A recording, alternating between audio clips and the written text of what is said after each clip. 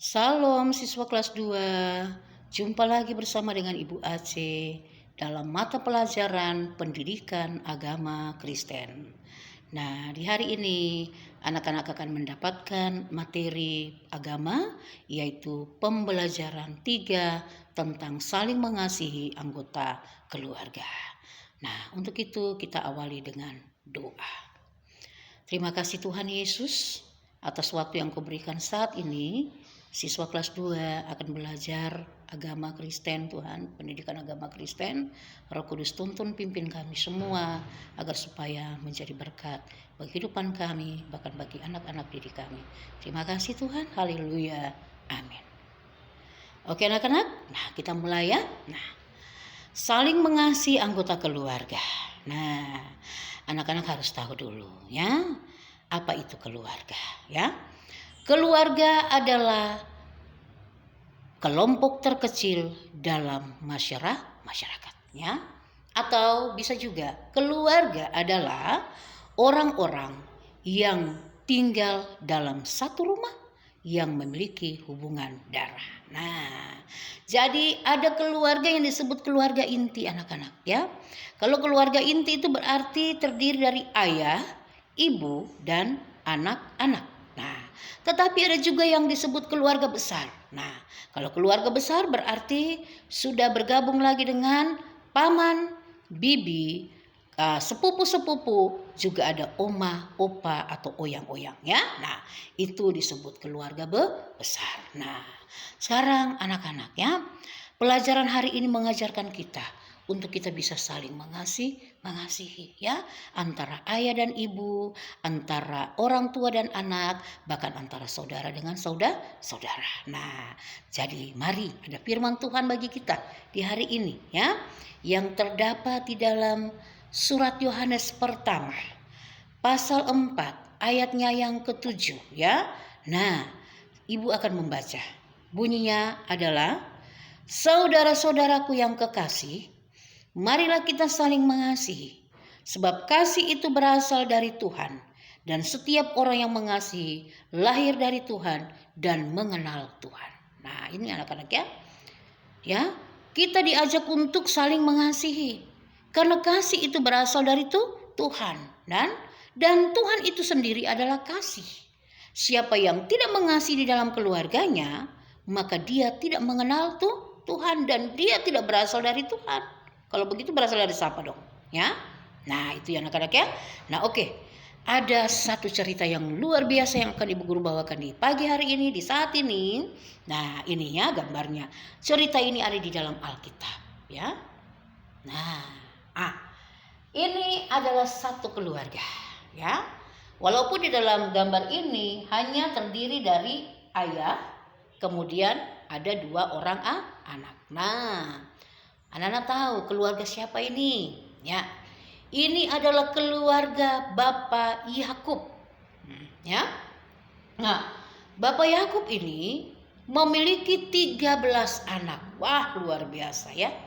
13 anak, yaitu 12 laki-laki dan 1 perempuan. Nah, jadi anak yang ada di dalam gambar ini adalah, nah, ini 2 anak laki-lakinya yang bungsu ya.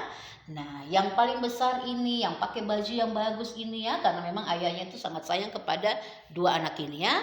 Nah, yang pakai baju bagus ini dia namanya Yusuf. Nah, sedangkan adik yang masih kecil ini namanya Benjamin, adik yang bungsu ya.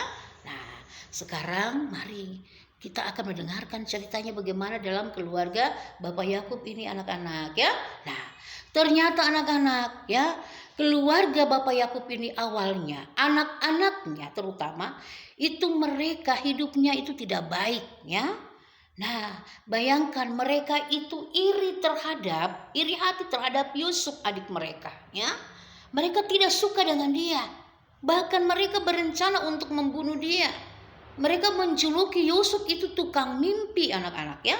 Mereka tidak suka kalau dengar Yusuf itu cerita-cerita dia punya mimpi, bahwa nanti suatu ketika Yusuf itu akan menjadi pemimpin, lalu saudara-saudaranya akan sujud menyembah. Nah, itu mereka tidak suka. Nah, sampai suatu ketika anak-anak ya, Yusuf mengantarkan makanan kepada saudara-saudaranya yang sedang menggembalakan kambing domba di padang. Nah, seharusnya mereka sambut Yusuf itu dengan baik karena mereka diantarkan makanan. Tapi tidak anak-anak ya. Mereka menyambut Yusuf dengan pikiran yang jahat ya. Nah, apa yang mereka lakukan anak-anak? Nah, mari kita lihat di sini ya. Ini gambar berikutnya. Nah, oke, ya. Nah, ini anak-anak, kamu lihat ya. Ini mereka memegang Yusuf dan mereka memasukkan Yusuf dalam sumur. Ya.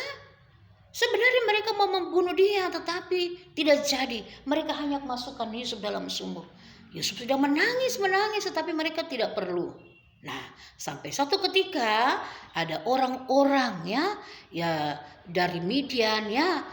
Mereka mau menuju ke Mesir untuk berjualan. Lalu mereka jual Yusuf lagi kepada orang-orang itu.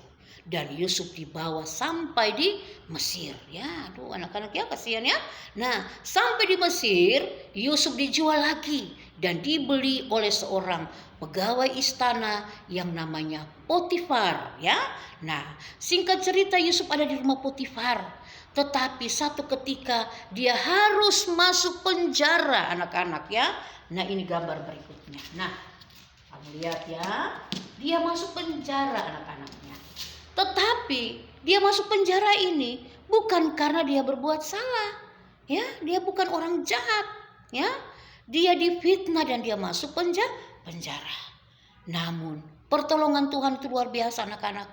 Satu ketika dia menceritakan mimpi 2 orang tahanan, orang-orang yang bekerja di istana. Dan apa yang dia ceritakan, dia artikan kepada mereka tentang mimpi mereka, itu benar-benar terjadi. Yang satu dihukum mati, yang satunya kembali lagi untuk menjalankan tugas di istana. Nah, anak-anak singkat cerita, satu ketika Raja Firaun bermimpi ya.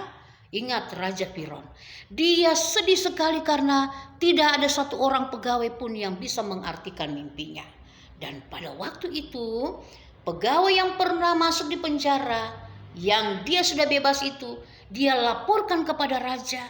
Dia bilang, "Raja, di penjara ada satu orang Ibrani yang namanya Yusuf. Dia bisa mengartikan mimpi raja." Makanya pada saat itu juga tidak tunggu lama, Yusuf pun dipanggil untuk datang menghadap raja. Nah, ini gambarnya anak-anak ya. Nah, seperti ini ya. Nah, Yusuf menghadap raja ya. Yusuf mulai mengartikan mimpi raja. Raja mendengar apa yang disampaikan Yusuf. Wah, raja langsung tercengang-cengang ya. Raja langsung sangat senang sekali dengan apa yang disampaikan. Lalu apa yang dikatakan raja? Raja bilang, "Oh, tidak ada di istana ini yang berhikmat ya, yang cerdas, yang pintar seperti Yusuf." Nah, dan saat itu juga apa yang dilakukan oleh raja?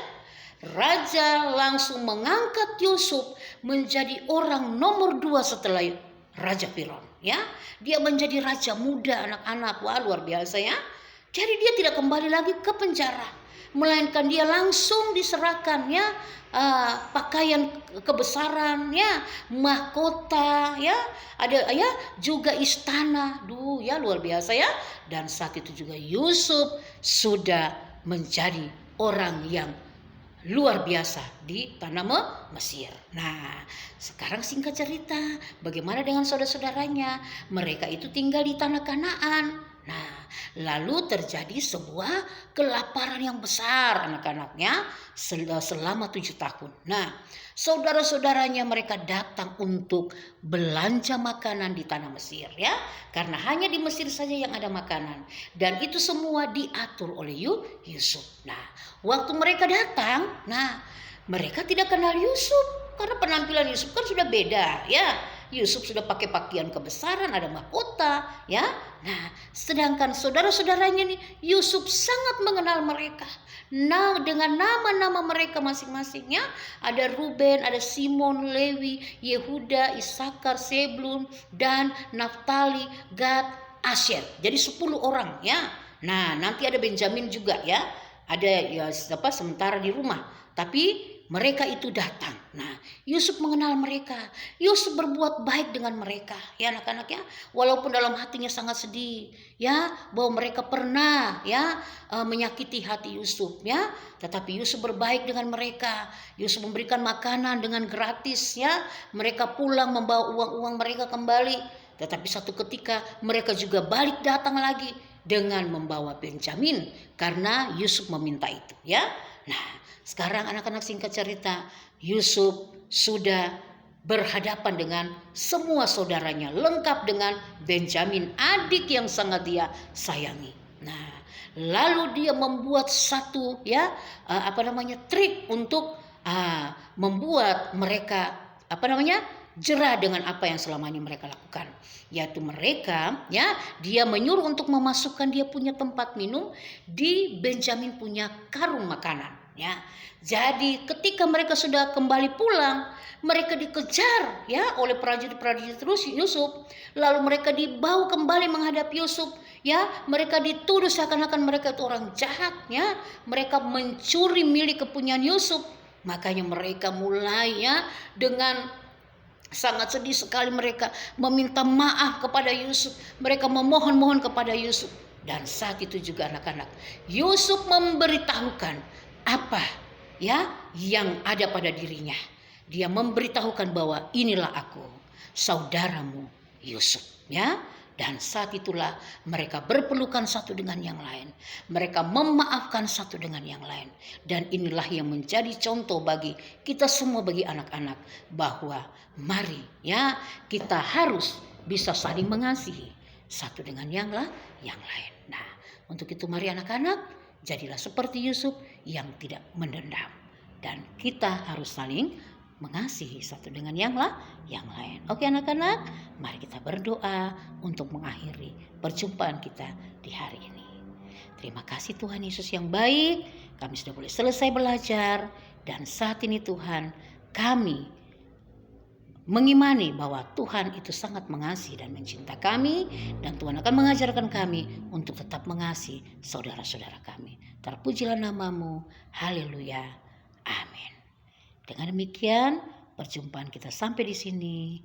Selamat pagi, salam.